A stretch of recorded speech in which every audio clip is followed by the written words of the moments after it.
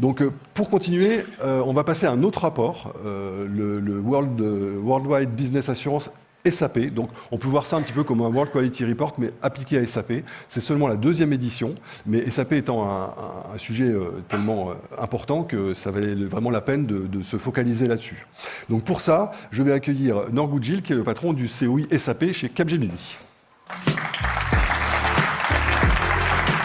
Merci.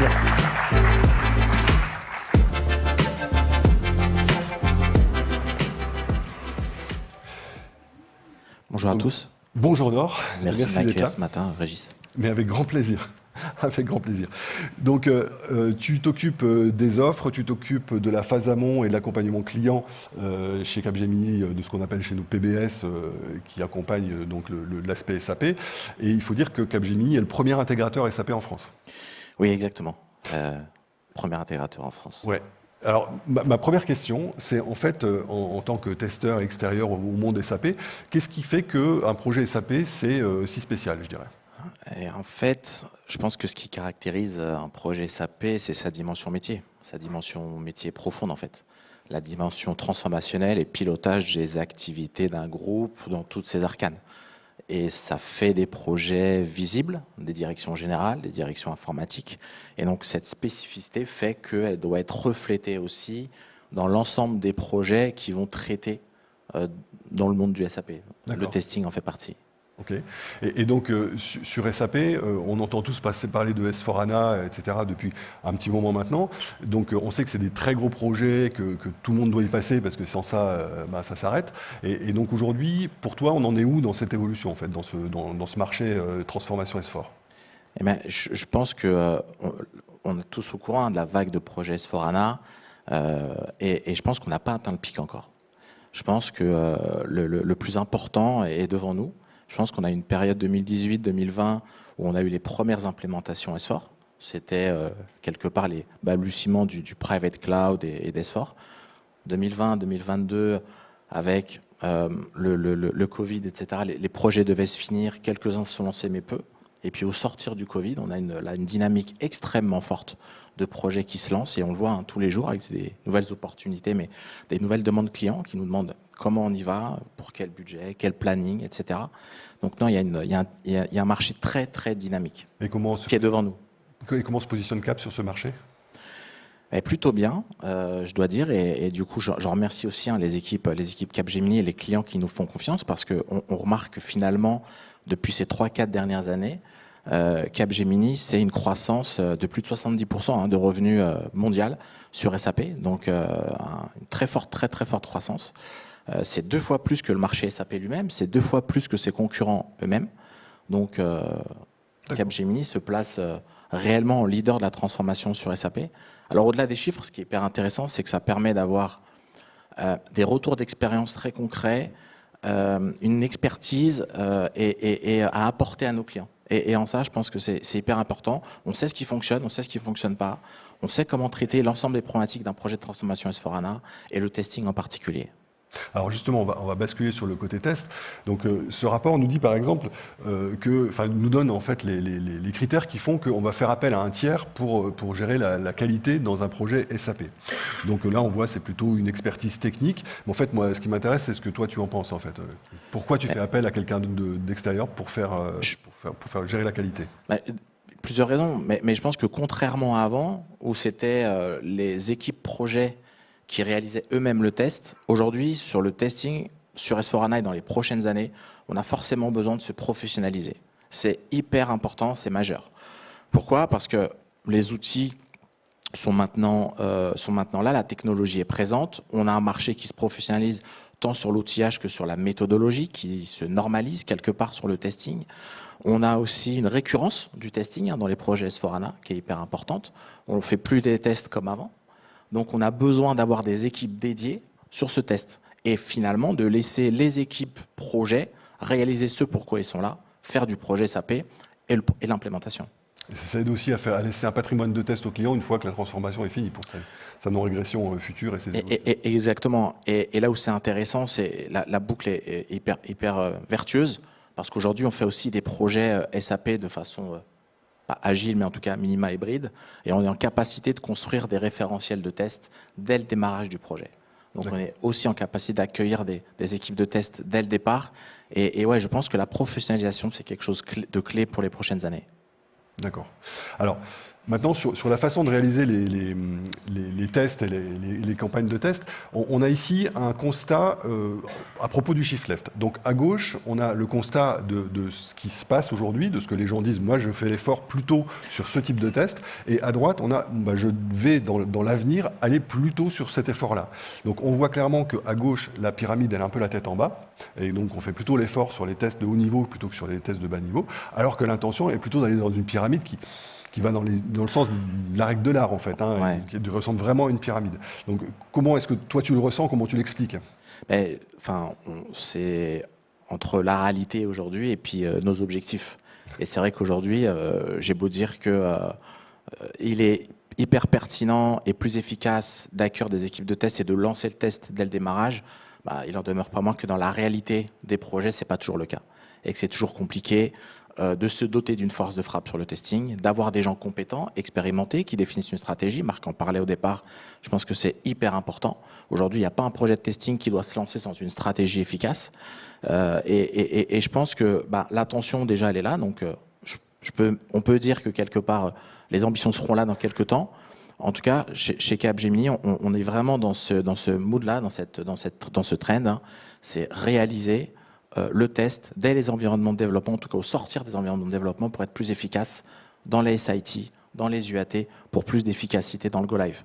Sinon, on voit le constat est là, hein, on fait le test pendant le Go Live. Tout à fait. Oui, non, mais je pense qu'effectivement, il y a beaucoup de choses à faire de façon conjointe. Pardon. Donc, sur l'automatisation. Alors, l'automatisation, c'est souvent un élément clé, un élément, alors des fois un petit peu tarte à la crème, mais aujourd'hui, c'est complètement indispensable. Donc, on a demandé aux gens, voilà, qu'est-ce qui fait quels sont les éléments qui orientent votre politique d'automatisation? Et donc, on voit ce résultat-là, et on voit la maintenabilité qui caracole en tête. Alors, ça, là-dessus, je pense que ça, c'est clair. Hein. Il faut absolument que l'automatisation soit maintenable, sinon elle coûte cher, etc. Donc, c'est plutôt une mauvaise expérience, ça sert à rien, et voilà. En revanche, il y a quelque chose qui m'étonne quand même notablement, c'est le ROI. C'est-à-dire que je vois le ROI en bas de course, là, alors que franchement, moi je pense que si ce n'est pas la première question qu'on nous pose, c'est quand même souvent celle qui vient après, quoi. Oui, je suis complètement d'accord. La maintenabilité en premier, c'est quelque part ça s'entend. Quelque part ça s'entend, on doit tous s'efforcer de maintenir un système opérationnel et maintenable. Après le ROI, oui, parce que quelque part ça permet d'aider à dimensionner finalement son projet de testing. Et il n'y a pas de bonne ou mauvaise solution, il y a une solution adaptée à un contexte. J'aime dire ça à mes clients, mais c'est la réalité. Et aujourd'hui, un B-case ou une analyse détaillée qui s'en approche permet de construire quelque part la solution la plus adaptée à nos problématiques. Mmh. Après, j'ai envie de dire que finalement, l'automatisation ou les facteurs dans le monde SAP va devenir un no-brainer. Pourquoi? Parce que plus on va avancer dans la transformation S/4HANA, plus il va y avoir une adoption du cloud. Et à un moment donné, on ne fait plus du test dans le cloud comme on le faisait précédemment, sur des infrastructures hardware de type IaaS, par exemple. Pourquoi? Parce qu'aujourd'hui, on va devoir tester plusieurs fois dans l'année le référentiel de test, plusieurs fois dans l'année nos environnements SAP. C'est déjà vrai dans le private cloud et dans le public cloud, ce sera d'autant plus vrai. Donc on doit forcément avoir de l'automatisation, gagner en efficience, gagner en coût. Donc on va aller sur ces problématiques-là dans quelques années, c'est certain. D'accord. Très bien. Juste un petit mot sur l'adoption de l'IA. Aujourd'hui, on dit, je crois que dans le rapport, il est écrit que 43,7% exactement des répondants disent qu'ils adoptent des outils ou des méthodes qui intègrent de l'IA. J'ai l'impression que c'est un petit peu au-delà de la réalité, enfin de celle que moi je vois en tout cas. Je pense qu'aujourd'hui, ça se reflète déjà à travers les outils. Les outils plus que la méthodologie ou les cas d'usage. On le verra cet après-midi. On cherche encore quelque part le chemin. Les opportunités sont là, elles sont hyper intéressantes. C'est aller encore plus loin que l'automatisation avec l'IA. Il y a des coûts, il y a des gains d'efficience, je veux dire, très très pertinentes à avoir. Aujourd'hui, je pense qu'effectivement, c'est plus les outils qui sont dotés d'IA qui commencent à y aller, plus que des use cases et des use cases qui sont aujourd'hui avérés. Donc, je pense que le chemin est encore là. Il y a des belles opportunités dans le monde SAP sur l'IA. On est, je pense, qu'au début de l'histoire, de manière globale et aussi sur SAP. Oui, c'est tout à fait global. Ouais. Là, pour le coup, SAP n'est pas forcément particulier, quoi, en fait. Hein, ouais. Non, là-dessus, il y a aussi des gains à avoir sur l'IA en termes d'efficience, de recherche de bugs, de solutions end-to-end, etc. Donc, il y a des cas d'usage qui sont là. Maintenant, il faut les mettre en œuvre. Très bien. Alors, la dernière chose, c'est voilà, quelles sont les qualités idéales. Donc, d'après le rapport, en fait, les qualités idéales d'un système QA pour un budget SAP. Donc, c'est fournir des tests de haute qualité. Donc, ça, on peut l'espérer effectivement. Mais c'est aussi d'avoir un processus qui soit capable de tester tous les scénarios métiers. Et alors, ça, c'est end-to-end. Ouais. Les mots importants, là, c'est processus métier et c'est end-to-end. Ouais. Parce que effectivement, on le disait tout au début de l'interview. La caractérisation des process, enfin des projets SAP, c'est le processus métier. Et aujourd'hui, on a besoin d'avoir cette compétence-là aussi dans le testing. Sans que le testeur soit un expert SAP, de la logistique, des ventes ou de la finance, il doit avoir ce footprint, il doit avoir cette empreinte. Je pense qu'elle est hyper importante pour construire des référentiels de test pertinents, efficients, et justement avec cette vision bout en bout. C'est vraiment aujourd'hui ce qui caractérise le test idéal. Le end-to-end, d'un processus de fabrication jusqu'à sa facturation, en passant par la vente. Je pense que c'est le vieux pieux de chaque intégrateur d'avoir ce type d'implémentation et surtout de nos clients pour avoir une vision globale, transverse du flux. Et quelque part, le corollaire, c'est identifier et savoir identifier où se trouve le bug, à quel niveau de mon process se trouve le bug. Je pense que c'est vraiment c'est vraiment le chemin idéal. Et le chemin idéal, c'est d'avoir ces fameux testeurs avec cette compétence et cette expertise SAP au début du projet avec nous. Donc justement, c'est bientôt Noël. Si demain tu avais un super méga projet SAP pour un client, c'est quoi ta liste au Père Noël pour avoir l'équipe et la solution QA, on va dire, qui va bien pour te sentir fort?